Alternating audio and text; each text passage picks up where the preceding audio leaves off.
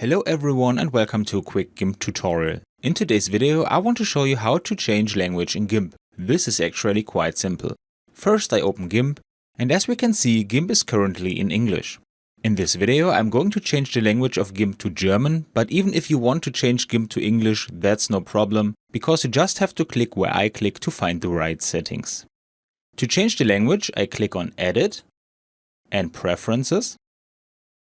And in this menu, I go to Interface and find the language here. As I said, I now change this to German and click on OK. To make the change active, we have to restart Gimp once.